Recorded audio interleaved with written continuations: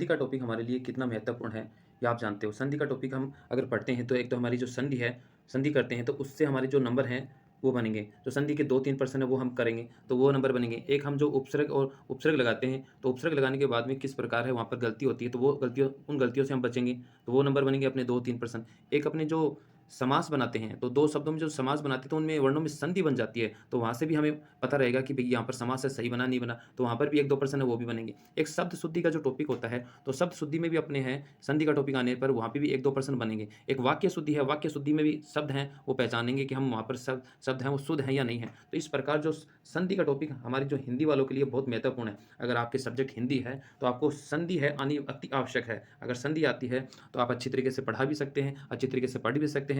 शब्द शुद्धि भी अपने जो शब्द हैं वो शुद्ध हैं, नहीं हैं, उनके बारे में मूल्यांकन कर सकते हैं। तो देखो संधि है वो टॉपिक, इसमें हमें किस प्रकार संधि आएगी? तो संधि के लिए आपको है, एक तो आपको क, ग, ड़ आने चाहिए, मतलब क, ख, ग, मतलब बात कहने का तात्पर्य मेरा यह है कि आपको वर्ण आने चाहिए। वर्ण जैसे क से मैं तक या लव स से है आने चाहिए। एक आपको अ आना आना चाहिए कि अ, आ, इ, ऊ, मतलब स्वर आने चाहिए, मतलब स्वर और व्यंजन। जब स्वर और व्यंजन आपको आते हैं तो संधि भी आपको आ जाएगी, बिल्कुल आएगी आपको संधि भी। चलो तो देखते हैं हम, अगर आप ईमानदारी से इसको पूरा देखेंगे और ईमानदारी से फिर बाद में इसके उदाहरण करेंगे तो संधि है, इसमें हम पढ़ेंगे संधि के प्रकार हैं वो कितने हैं, और एक संधि के जो प्रकार हैं फिर बाद में उसमें भी स्वर संधि के कितने प्रकार हैं वो पढ़ेंगे, और फिर बाद में जो एग्जाम में आए हुए प्रश्न हैं उन प्रश्नों को हल करेंगे हम। तो इसमें ये 3 प्रकार से हम इस संधि का टॉपिक पढ़ने वाले, इसके प्रकार हैं, फिर स्वर संधि के प्रकार, फिर प्रश्न आए हुए हैं वो पढ़ेंगे। चलो देखते हैं तो इसमें, तो संधि का शाब्दिक अर्थ होता है मेल और योग। तो कभी हमें पूछा जाए कि संधि का शाब्दिक अर्थ क्या होता है, तो संधि का शाब्दिक अर्थ होता है मेल या योग होता है। संधि की परिभाषा है, दो वर्णों के मेल से जो विकार उत्पन्न होता है उसे संधि कहते हैं। कि दो वर्णों के मेल से जो विकार उत्पन्न होता है, इस विकार को क्या कहेंगे, हम संधि कहेंगे। जैसे कि पुस्तक जोड़ आल्य, इससे बना है पुस्तकालय। तो इसमें जो प्रथम जो शब्द रहेगा, इसमें जो अंतिम वर्ण रहेगा, एक तो ये, और जो दूसरा शब्द रहेगा उसका जो प्रथम वर्ण रहेगा, इन दोनों में संधि होती है। तो ध्यान से सुनना फिर आप, इसमें जो प्रथम शब्द है इसका अंतिम वर्ण, और जो दूसरा शब्द है इसका प्रथम वर्ण, इन दोनों वर्णों में हमेशा संधि होती है। इन दोनों वर्णों में अगर यहाँ पर चाहे स्वर हो चाहे व्यंजन हो, यहाँ पर जो भी दो वर्ण होंगे उनमें संधि होगी। जैसे इसमें कैसे किस प्रकार संधि हुई, इसमें पुस्तक जोड़ आल्य में, तो इसमें क में जो अ स्वर है और फिर बाद में जोड़ के उधर है आ, और एर आ मिलकर बन गया आ। फिर बाद में जैसे पुस्तक और बाद में क में आ की मात्रा लगी तो बन गया पुस्तकालय।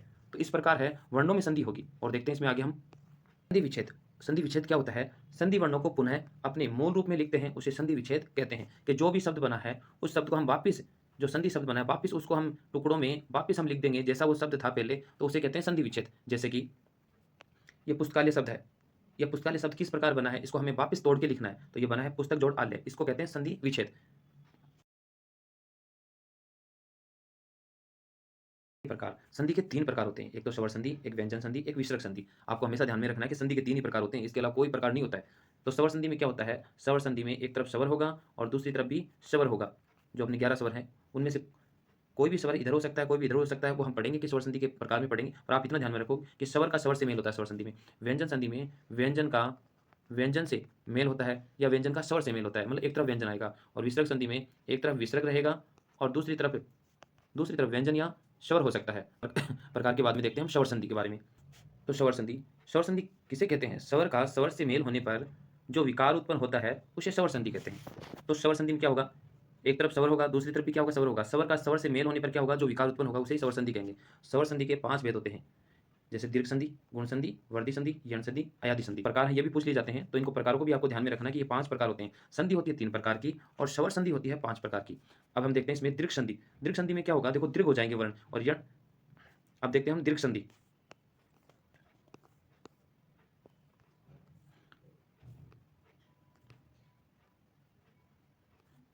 दीर्घ संधि में क्या होगा? आपको ध्यान में रखना है कि दीर्घ संधि में एक तरफ अ होगा और एक तरफ अ होगा, और अ मिलकर बनेगा आ। क्या बनेगा? आ बनेगा।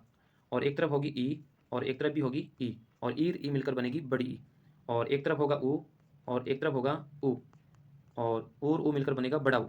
अब आपको ध्यान में रखना है कि यहाँ पर चाहे अ हो चाहे आ हो, और यहाँ पर भी अ मिलकर बनेगा आ। चाहे छोटा हो चाहे बड़ा हो, उससे हमें कोई कोई मतलब नहीं है, दोनों मिलकर क्या बनेगी? आ। और ऐसे ही ई मिलकर बनेगी बड़ी ई। चाहे ई छोटी हो चाहे बड़ी हो, कैसी भी हो, इसमें इस तरफ चाहे छोटी हो चाहे इस तरफ बड़ी हो, मतलब ई मिलकर क्या बनेगी? बड़ी ई बनेगी। और ऊ मिलकर बनेगा बड़ा हो, चाहे क्या हो, चाहे छोटा हो चाहे बड़ा हो, मतलब ये मिलकर क्या बनेंगे? आ, ई और ऊ, बड़े बन जाएंगे। अगर ये ध्यान में रह गया तो आपकी दीर्घ संधि है, कभी भी आप इसको नहीं भूलोगे। चलो देखते हैं इसको। इनको ध्यान में नहीं रखना है, इनको बिल्कुल भी ध्यान में नहीं रखना है। इस प्रकार आपको बता दिया, अगर एर ए मिलकर क्या बनेगा, आ बनेगा। ये ध्यान में रखना है बस, एर ए मिलकर क्या बनेगा, आ। तो और चाहे इस तरफ छोटा हो चाहे बड़ा हो, ये आपको इस पे ध्यान नहीं देना है। यहाँ पर चाहे छोटा हो चाहे बड़ा हो, मिलकर क्या बनेगा, आ बनेगा। जैसे अन जोड़ अभाव से बना अनाभाव, तो यहाँ पर जो अना है इसमें आ की मात्रा बन गई एर ए मिलकर। तो ये अपने क्या है, दृक् संधि में, दृक् शौर संधि में होता है ऐसा।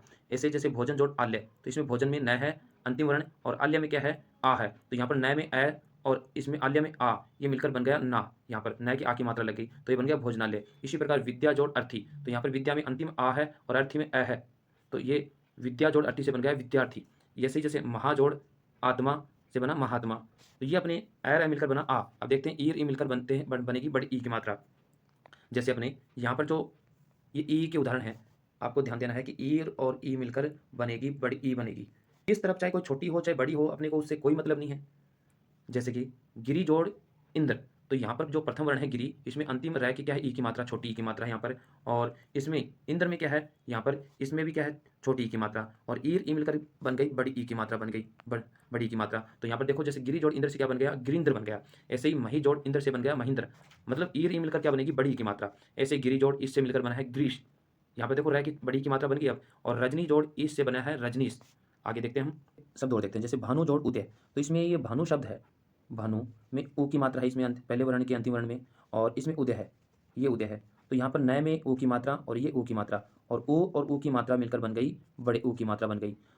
और ये जैसे कि भानु जोड़ उदय, अब ये इसमें जो न है इसमें क्या लग गई, बड़ी ऊ की मात्रा लग गई, तो भानु जोड़ उदय, ये और ऊ मिलकर क्या बन गया, बड़ा ऊ, तो भानु जोड़ उदय से बन गया भानुदय। और ऐसे ही वधु जोड़ उत्सव से बना है वधु उत्सव, ये वधु में बड़े ऊ की मात्रा है, फिर उत्सव में छोटे ऊ की मात्रा है, और मिलकर बन गया बड़ा। अब चाहे छोटा हो बड़ा हो, उससे अपने को कोई मतलब नहीं है, मतलब और मिलकर बनेगा बड़ा ऊ। तो यहाँ पर क्या हो गया, वर्ति दीर्घ संधि हो गई। ऐसे जैसे भू जोड़ ऊर्जा से बना है भू ऊर्जा। अब देखते हैं हम अगली संधि। अब आपको देखनी है गुण संधि। स्वर संधि का दूसरा भेद है गुण संधि का। गुण संधि में क्या होता है, गुण संधि में तीन वर्ण बनेंगे अपने, तीन वर्ण, इसमें भी तीन वर्ण। अब कौन कौन से तीन वर्ण बनेंगे इसमें, एक तो अगर ए के बाद में अगर कभी भी ई आ जाए, तो ए और ई मिलकर बनेगी ए की मात्रा, ए मतलब छोटी एक मात्रा वाला ए। और ऐसे ही अगर ए के बाद में अगर ऊ आ जाए, चाहे छोटा हो चाहे बड़ा हो, वो पहले बता दिया आपको, उससे हमें कोई मतलब नहीं। तो ए और ऊ मिलकर बनेगा ओ बनेगा, और ओ की मात्रा होती है ये मात्रा होती है। और ऐसे ही ए और री, ए और री मिलकर बनेगा अर बनेगा, अर बनेगा। तो ये आपको ध्यान में रखना है, इसमें तीन मात्राएं बनी है, ए ओ और अर। तो इसमें ये तीनों मात्राएं जब भी अपने को जहां भी दिखेगी वहां पर गुण संधि होगी।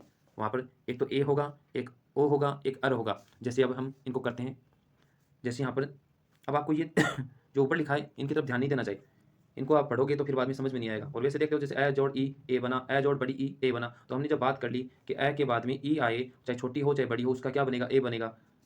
अब देखते हैं इसके उदाहरण, जैसे देव जोड़ इंद्र, तो देव में देव का जो अंतिम वर्ण वह है, और वह में ऐश्वर है, और इंद्र में ई है, इंद्र में ई है, और वह में क्या है, ए, वह में ए है। ए और ई मिलकर बना है ए बन गया।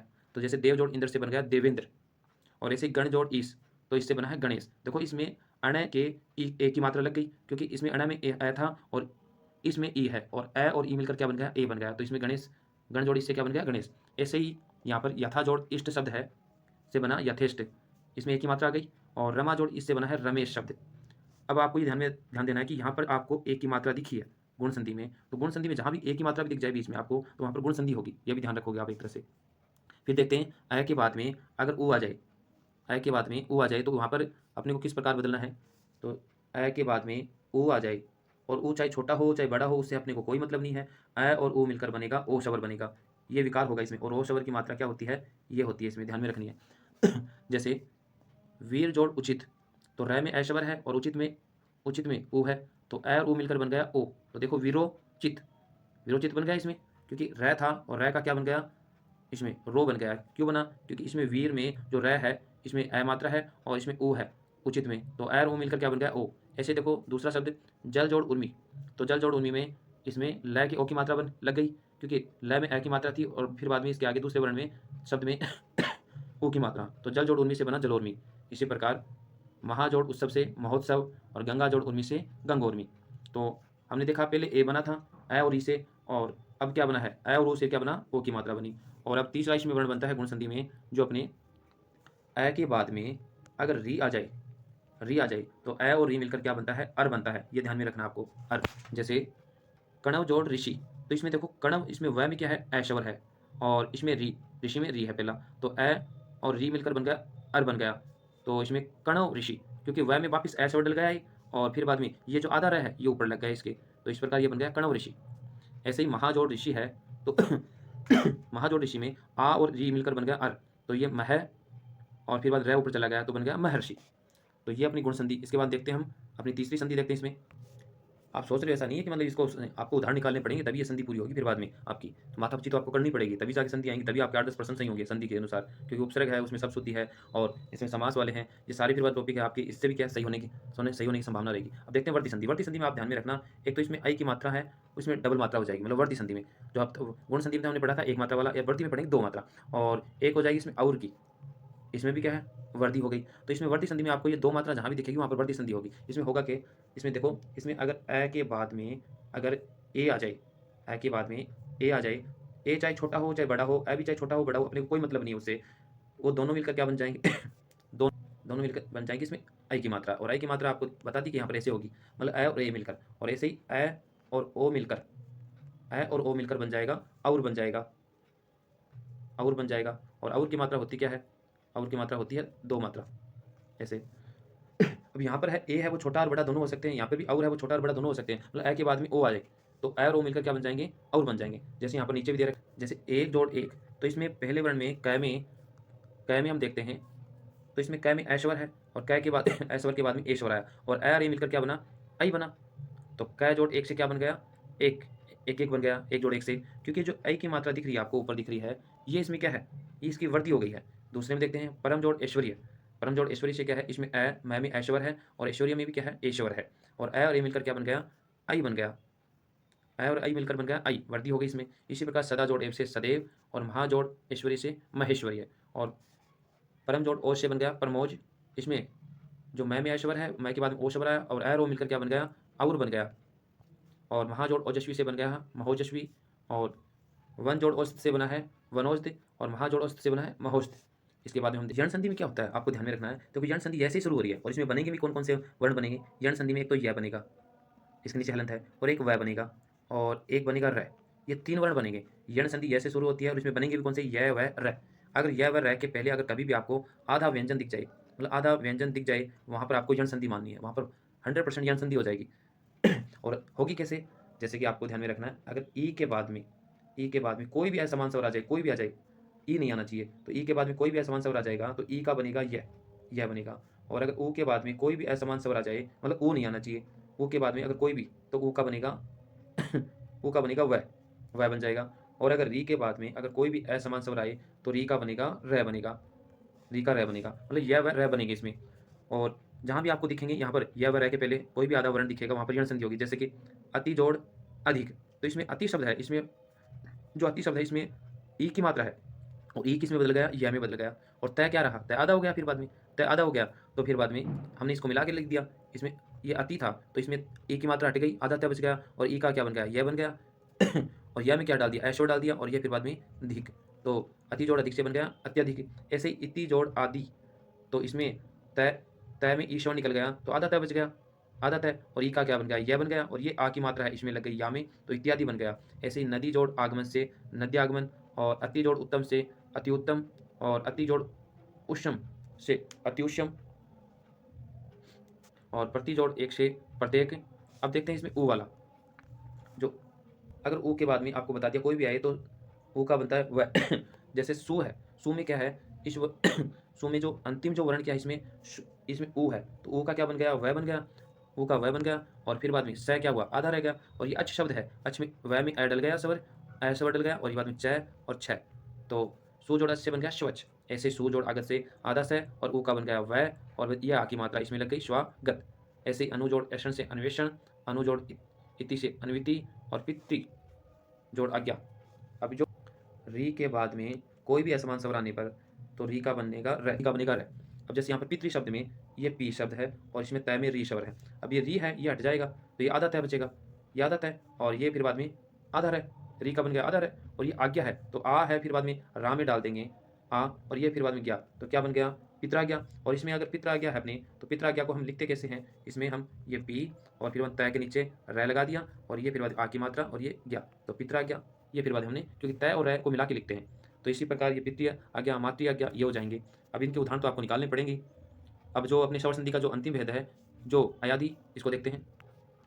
हम पांचवा भेद जो अयादि संधि है ये पढ़ते हैं। अयादि संधि में आपको ध्यान में रखना है कि अयादि संधि में जैसे अयादि, ये मतलब अयादि, अयादि से शुरू हो रही है, तो इसमें बनेंगे क्या क्या आपको ध्यान में रखना। अयादि संधि में एक तो बनेगा अय, अय बनेगा, एक बनेगा आय बनेगा, और एक बनेगा इसमें औ बनेगा, इसमें य और वह इनके हलंत है, और एक बनेगा आव बनेगा।